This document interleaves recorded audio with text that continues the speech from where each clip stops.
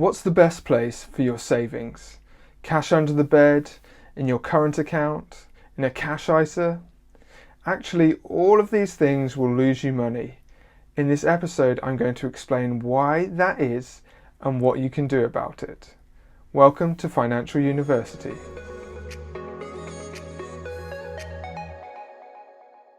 So the trouble with having money in the bank is inflation. Let's say you go out this week and you spend £100 on groceries.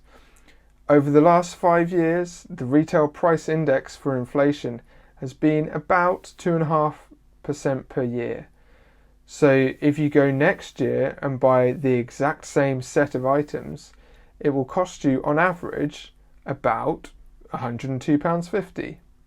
So that means that if you kept £100 in the bank for a year without earning any interest, it's effectively worth less than it was to start with.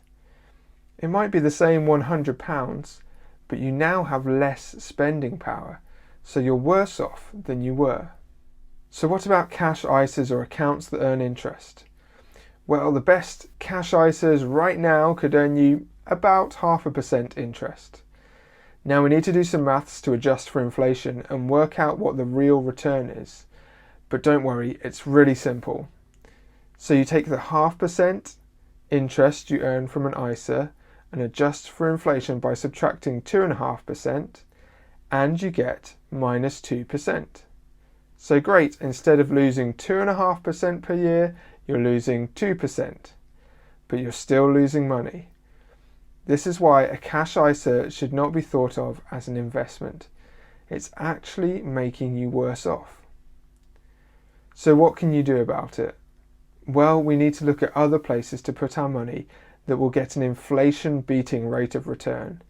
We need to look into things like stocks and shares and real estate that get an average of around 7 or 8% return each year. Now, of course, the stock market and property are not at all guaranteed, and investments need to be for the long term, like 5 years minimum.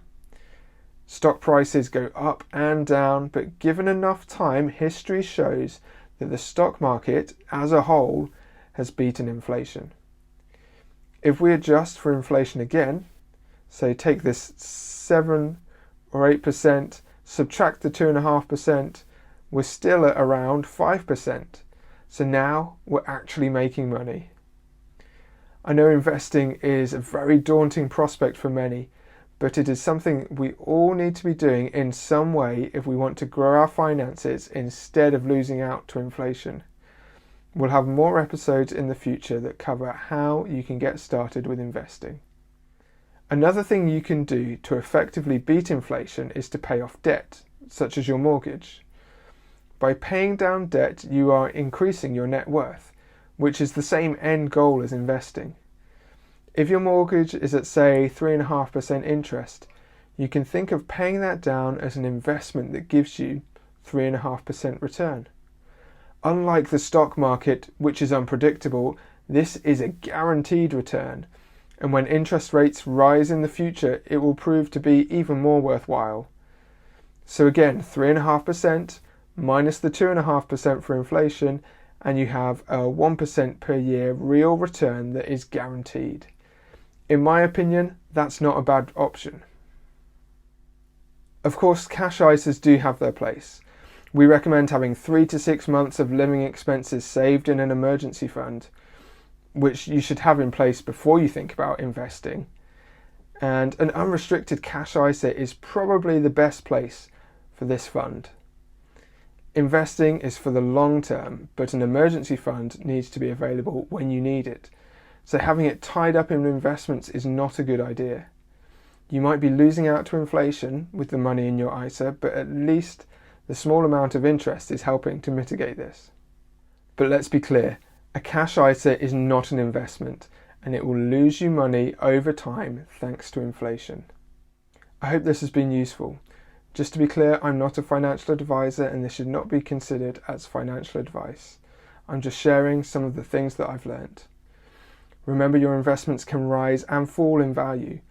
That's why the money you invest should not be money you need in the next 5 years, and the investment should be held for the long term. If you're going to invest money, make sure you take advice beforehand.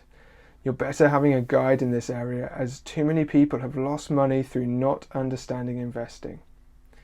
If you have any questions or suggestions for what we should talk about next, you can leave a comment on YouTube or email lukerogers@proclaimers.com. We'll see you next time. Take care.